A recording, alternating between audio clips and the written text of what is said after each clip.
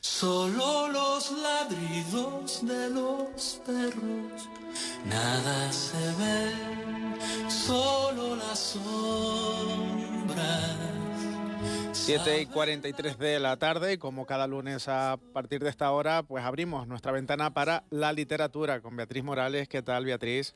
¿Qué tal, Ángel? Muy buenas tardes. Muy buenas, encantado de poder hablar contigo, pero también con el invitado que tenemos hoy. Cuéntanos. Pues sí, hoy nos acompaña José Ramón Navas, que entre otras cosas es un escritor especializado en terror gótico, historia y misterio, centrado en el folclore canario. Tiene distintas obras: La habitación acolchada, que tiene varios volúmenes, La maldición de la bruja negra, Tras esos muros. En breve, además, ya publicado, nos hablará de él, pero empezará poco a poco la difusión en estos meses, Insomnia. Y también escritor y profesor de escritura creativa, así que aborda la escritura desde toda su pasión y vocación.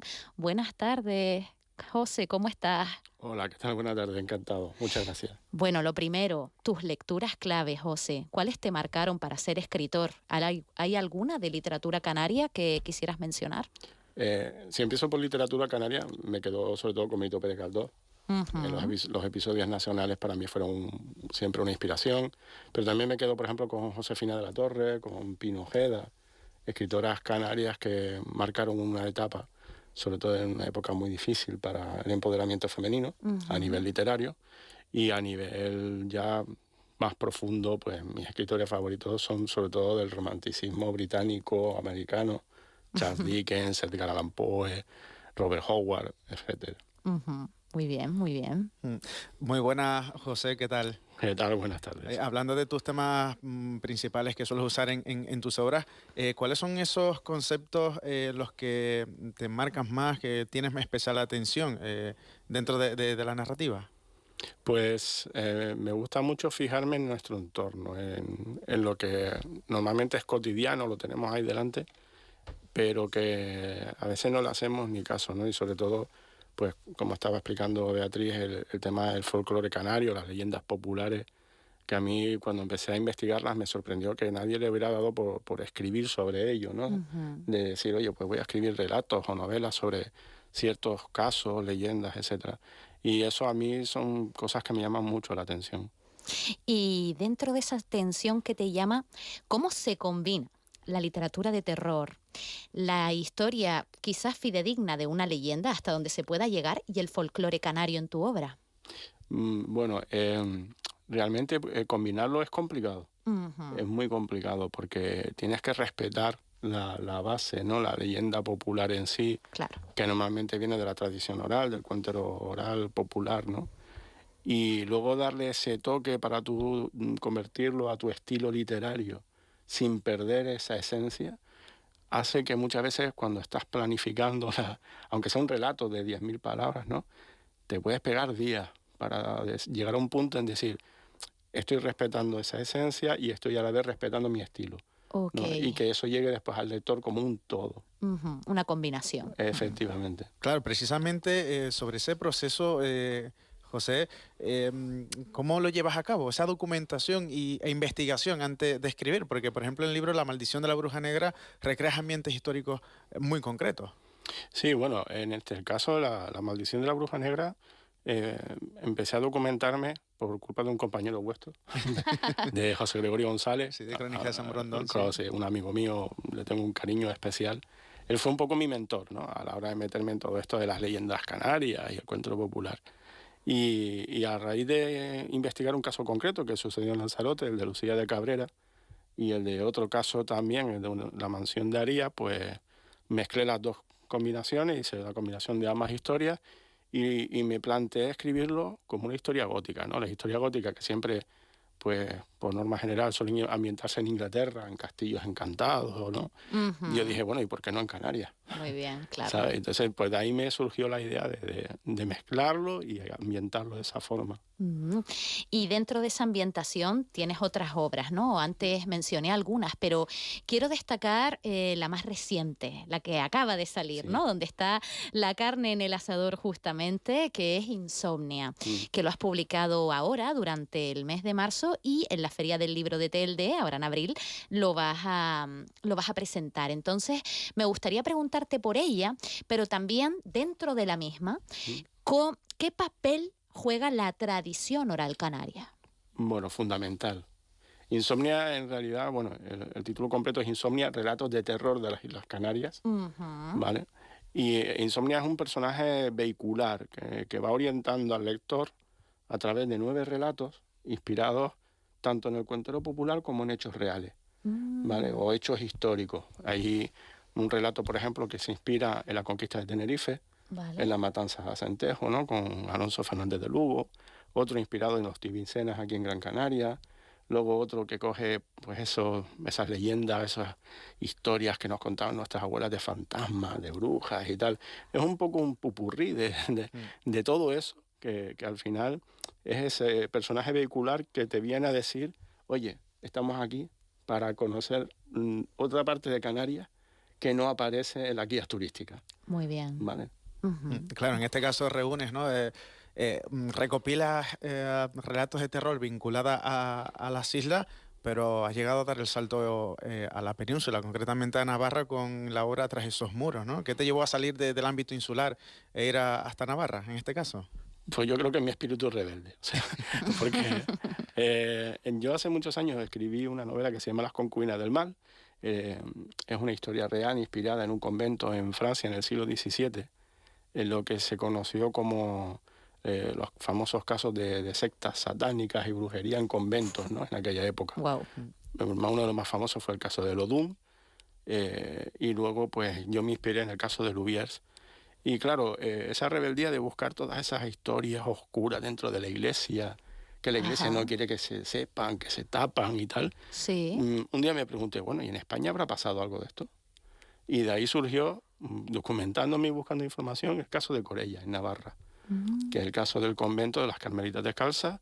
Lo mismo, una secta satánica, pero que luego había conspiraciones antimonárquicas, anti-Felipe V, perdón, antiborbónicas, porque había sido la guerra de sucesión y tal, ¿no? Entonces, al final lo que hice contra esos muros fue combinar todo eso. Más o menos basándome en esa trama del convento, Sí. más la conspiración que hubo para intentar derrocar a Felipe V. Y además tengo entendido con esa obra que hasta el propio alcalde, ¿no?, quiere invitarte al pueblo porque lo bordaste. Sí, bueno, recibí una invitación de allí de Corella. Bueno, no sé si me escucharán, pero de aquí le mando un abrazo muy fuerte. Le tengo pendiente una visita. Ellos querían hacer pues un poco una presentación del libro allí para los vecinos, es un pueblo pequeño, unos 6.500 habitantes, pero que bueno, yo me involucré tanto en la investigación de ese pueblo que casi como si me sintiera parte de allí, ¿no? Claro. Y dentro de esos pueblos están los paisajes, ¿no?, la geografía, el diálogo que puedes establecer con los territorios para crear tus espacios narrativos, porque has abordado historias vinculadas a los paisajes de Lanzarote, Gran Canaria, Navarra, a nivel internacional. ¿Qué diálogo estableces con la geografía de un territorio para inspirarte y crear tus historias propias? Pues me influye mucho el ambiente que tiene. Vale, por ejemplo, también tengo novelas de vampiros y una de las ciudades que más me inspiró para ello fue Praga, que me encanta Praga, es una ciudad que me enamoró. Y luego, pues claro, nuestra tierra, por supuesto. O sea, he visitado todas las islas y Canarias tiene una riqueza cultural que va más allá de lo que mucha gente ve, ¿no? Pues somos el enlace de 3 continentes y quieras que no, un paisaje, una foto, un vídeo, algo que ves por ahí. Hoy en día tenemos el Google Earth para poder investigar los lugares sin tener que ir a los sitios, ¿no? Y la verdad es que te hablan, esos sitios te cuentan algo. Ves un árbol, me pasó una vez, perdona si puedo contar una anécdota. Sí, claro. Y perdona porque es que estoy con la nariz así, pero porque me mojé con la lluvia Sí, el chaparrón, este imprevisto. Perdón. Y me pasó viendo una foto en Londres, ¿no? Un árbol que caía encima de una farola y le daba un aspecto fantasmagórico, como si fuera un fantasma en medio de un callejón. Pues me inspiró para escribir un relato, esa foto nada más. O sea, al final, tú lo has dicho bien, los paisajes inspiran muchísimo. José, defines tu escritura como una forma de preservar y reinterpretar las tradiciones canarias. ¿Por ello sientes alguna responsabilidad cultural a la hora de escribir? Muchísima. A veces es abrumador, la verdad. Porque, te digo, cuando empecé a escribirlo, me preguntaba cómo era posible que a nadie se le hubiera ocurrido hacerlo, ¿no? Teniendo en cuenta que cada isla, cada pueblo, yo que he estado viviendo en Tinajo, por ejemplo, en Lanzarote, ¿no? O aquí en Gran Canaria, que soy de Telde, ¿qué voy a decir de Telde? Que no se sepa de las brujas y tal. ¿Sabes? Dices tú, ¿cómo es posible que a nadie se le haya ocurrido que todo esto que nos han contado nuestras abuelas, bisabuelas y tal, y narradores orales, que los hay buenísimos en nuestra tierra, y a nadie le ha dado por dejarlo plasmado por escrito, ¿no? Y cuando yo empecé a hacerlo no me imaginé que tuviera mucha repercusión, la verdad, pero luego cuando vas haciendo presentaciones, he ido a conferencias en institutos o conferencias más grandes con instituciones y tal, te das cuenta de la repercusión. Y es verdad que adquieres una responsabilidad con la cultura de nuestra tierra. Casi como de recuperación. Sí. Qué bueno. Delegado y delegado, por supuesto. Sí. Y también, justo cuando te presentábamos antes, hablamos del género del terror gótico. Y me gustaría preguntarte acerca de cómo lo trabajas, cómo lo abordas y qué se desprende de ese simbolismo. ¿Por qué engancha el terror gótico? Bueno, el terror gótico engancha porque es un género que surgió a finales del siglo XVIII y que pues ese ambiente de castillos encantados, fantasmas, es cierto ambiente esotérico. Ahí se combinaron muchas cosas, sobre todo en Inglaterra, ¿no?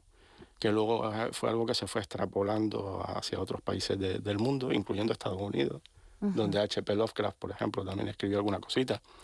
Y es un género que siempre va a atraer porque no es ese terror gore, por ejemplo, sanguinario, que hay gente que le puede resultar desagradable, y tampoco es un terror que te deja indiferente, sino que juega con la psique. ¿Vale? El terror gótico juega mucho con la psicología de la gente. A mí me ha pasado de gente de leer mis libros y decirme, José, me has obligado a dormir con la luz encendida. O sea, y eso, terror psicológico, no he hecho nada más, ¿no? Vamos, que si tienes un pasillo largo es para echarse a correr. Bueno, si puede. Qué bueno, qué bueno. José, no sé si has detectado un elemento en común que tengan los relatos de terror que te hagan escribir. Que tú digas, he descubierto esto y es que no puedo parar. Sí, por desgracia tengo muchos proyectos de esos en mi casa, en muchas carpetas, no sé, unas 60 o 70 carpetas con proyectos diferentes, ¿no? Solo de terror de Canarias, yo he dicho que se podría escribir los episodios nacionales, episodios canarios de terror, ¿no? De toda la documentación que tengo acumulada. Pero claro, al final tienes que decidirte por algo y bueno, pues la mente y el cuerpo al final te pide escribir una cosa, escribir otra. Ahora estoy, por ejemplo, terminando una novela inspirada en una historia gallega, en una leyenda gallega, que es la leyenda del Wagner, que es como un hombre lobo del Camino de Santiago, ¿vale? Una historia medieval. Entonces, bueno, pues al final eso, vas descubriendo, investigas por un lado, te lleva a eso a otro sitio, como la serendipia, ¿no? Te lleva a otro sitio, al final dices, claro, me caché la mano, ahora venga, otra idea, vamos a apuntarla, ¿no? Y que una al final se enlaza con otra y claro, todo está interrelacionado. Me imagino que eso te ha pasado a la hora de recuperar leyendas, ¿no? Canarias, y de repente te das cuenta que una leyenda te puede llevar a otra, porque una persona de un pueblo te cuenta la misma versión, la misma leyenda, pero con otra versión, ¿no? Sí, bueno, y en Canarias un ejemplo muy claro lo tenemos con la luz de Mafasca, por ejemplo, en Fuerteventura. Hay muchas versiones sobre eso, ¿no? Y cuando yo lo fui a escribir, me acuerdo de hablar con José Gregorio y decirle, bueno, ¿y a cuál le hago caso? ¿A qué versión, no? Claro. Y me dijo, José, cualquiera de ellas es verosímil, tiene su puntito de verosimilitud y tal. Y dije, vale, pues me voy a quedar con la que quizás se pega más a mi estilo literario, ¿no? Claro. El tema de las brujas y tal. Claro. ¿Qué potencialidad tiene la leyenda, el misterio, en un lector habitual? Depende del lector y la receptividad que tenga. Hay lectores que me dicen, yo no leo terror, y se cierran y te dicen, no leo terror. Y hay otros que prueban y se enganchan. Claro. Entonces depende de esa receptividad, de esa predisposición a leer, ¿no? Y lo mismo pasa con las novelas históricas. Son nichos de lectura muy concretos, muy ¿no? concretos. Claro, claro. Sí, sí, sí. Y además, aparte, por ir finalizando un poco, José, sí quería destacar que también eres profesor de escritura creativa. Entonces, ¿cómo llegaste ahí? Es decir, ¿amas tanto la escritura que también ejerces como tal la profesión? Sí, bueno, eso fue una necesidad, por decirlo de alguna manera. Vas aprendiendo. Yo hice mis cursos en su momento en Madrid, me saqué mi título allí en la Escuela de Escritores en Madrid. Sí. Y luego cuando yo pensaba que sabía escribir, llegué a la Escuela de Escritores y me di cuenta que no tenía ni idea, ¿vale? Luego ya allí me saqué el título y entonces ya aprendí técnicas, métodos, etcétera. Y cuando llegué de vuelta a Lanzarote, que es donde yo vivía, pues me planteé esos conocimientos transmitirlos, ¿no? Muy bien. Porque pensaba que ¿por qué no? Mucha gente que tiene la inquietud de escribir, que es muchísima, ¿no? ¿Por qué no? Por lo menos orientarles un poquito. Qué bueno, difusión del conocimiento. Sí, y esa vocación docente, ¿no? Que al final yo pensé que no se me daba nada bien, pues al final resultó que sí, que cuajaba y que a la gente le gustaba, iba viniendo y empezamos siendo 6, 7 personas y terminando clases para 30, 40, o sea... Qué bueno. Y me lo paso genial, la verdad. Qué bueno, José, qué bueno. Oye, qué bien, qué bien. Esperemos que, esperemos muchos más libros tuyos, porque yo creo que relatos, historias y leyendas, yo creo que son los que más tenemos aquí. Hay para rato. Sí. Pues Beatriz, José Ramón Navas, muchas gracias. Beatriz, pues bueno, por traernos también el testimonio de José Ramón y que la gente, pues bueno, que sea consciente también de las historias, los libros y de los grandes escritores que tenemos aquí en las islas. Totalmente, inmensos como nuestro invitado de hoy. Gracias, Ángel. Muchas gracias. Maravilla, maravilla.